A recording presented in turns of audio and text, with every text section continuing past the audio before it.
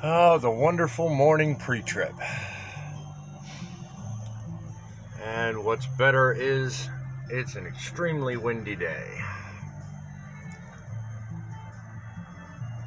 See the wind trying to blow my hood off as we speak.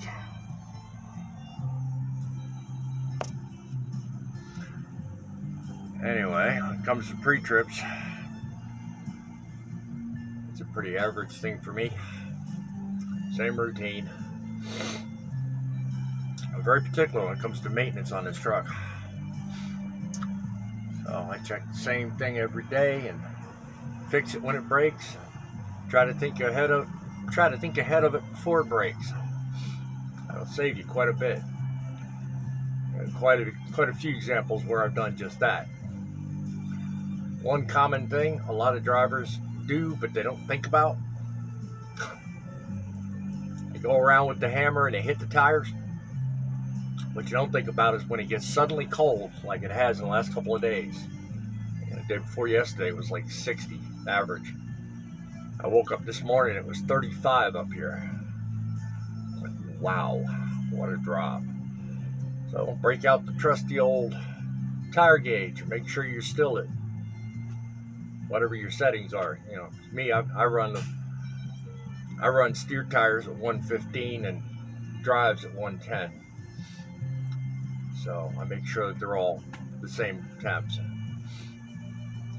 It's about that time of year.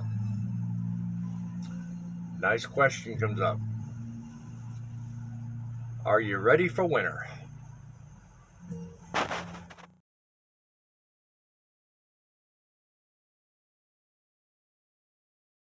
You ask yourself, why Deadhead?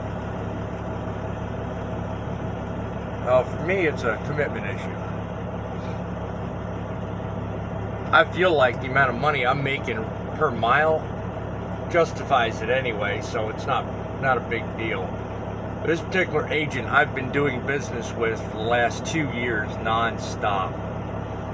I've got a good relationship with this agent. I think I've got a great basis of trust. And when I'm in a pinch, this agent can come up with a load. And this happened a couple of times, so I believe keeping a good relationship is a good thing. But I don't mind deadheading. See, where I'm at now is Carlisle, after that whole debacle. Any loads that are on the board, whether it's from brokers, direct shipper, or any other way, they're all going to be basically either going one of two places. Florida or into the Northeast. Most of the loads don't pay well going out west from Pennsylvania. So 9 times out of 10, I'll either spin my wheels, burning time trying to find a load, or I'll wind up getting one that pays real lousy. So I made a decision a while ago. Deadheading's worth it to me because I can get easily a $3 per mile or higher load out of Ohio, just over the PA-Ohio line, and go where I want to go. Yeah, I'm burning extra fuel, but I'm getting a higher revenue per mile, so it kind of balances out in the end. How many of you out there love paying taxes? Yeah, I know, nobody does. The idea of paying taxes means you got to give someone else your money, and you got to give someone else responsibility over using your money to handle obligations. Well, it's kind of the same mentality I got going on in my mind about what I currently do versus what I want to do. Before you know what you want to do, you got to know the why. Let me tell you why. As I said earlier, I love working for Landstar. It's a great carrier, great company.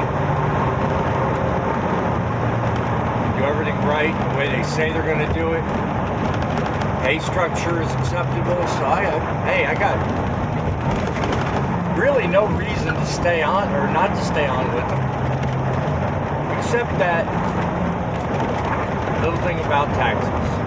Control over money. Of course, I pay my taxes, everybody does. It's a fact of life. can't get around.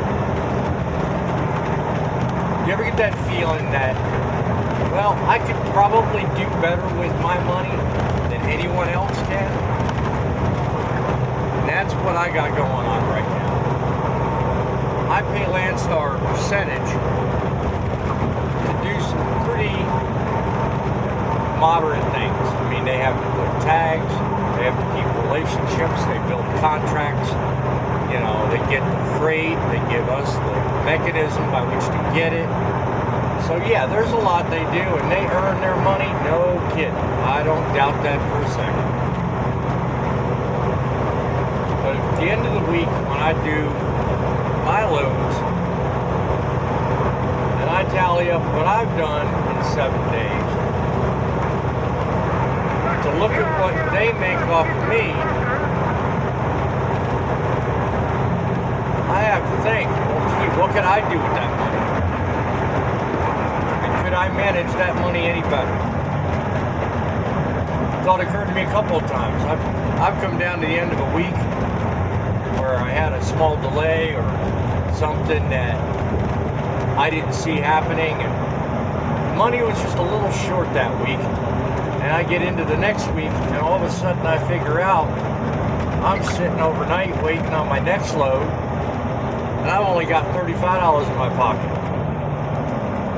Well, I got to make a decision. Do I want to take a shower? And sometimes I don't stay at the truck stops that have the free showers. Or do I want to get something to eat? Now, I can get a cheeseburger and be done with the whole thing, or I can eat a decent meal. You know, but it shouldn't come down to whether or not I have to make decisions over such little amount of money. I am a supreme budget master. When it comes down to having little money, I can stretch little money out until it's thin as a rubber band about to snap. And I can get things done with it. Now, I should think the same would be true of all the money I make. I can generate some good weeks anywhere from $4,000 to $7,000 in a week in revenue driving this truck. It's sad sometimes when for that I only get maybe $1,800, $1,500, because I have to give Landstar pretty much just about the same amount that I get. I mean, it's not 50-50, it's a lot less. It's a lot less than 50%, but still.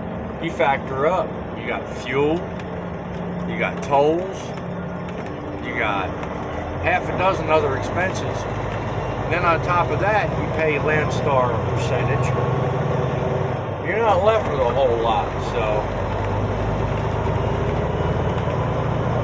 if I can start a business and have 100% in my pocket at the end of that load, I can look at that week and that month, and I can say, all right, I know what I'm paying for. I know what I'm left with. I think it's a lot easier to do if I have 100% in my pocket to start out with. Plus, a lot of the things that Landstar currently pays for, that when I get my own business started, a lot of those things that I will have to pay for, I can deduct off my gross total for taxes. So in long and short of it is, I'll have the money, I'll have to pay it, yes, but I'll also have more at the end of that because I'll be able to deduct more of those expenses off of the income tax. So I'll be able to work it out better at the end of the year. So that's my thought on why I want to start this business. It's one heck of a motivator. And last but not least, I'm doing it just because I can. I see people all over the place doing it and loving the decision they made. So my attitude is, if they can do it, so can I. And God willing, I will.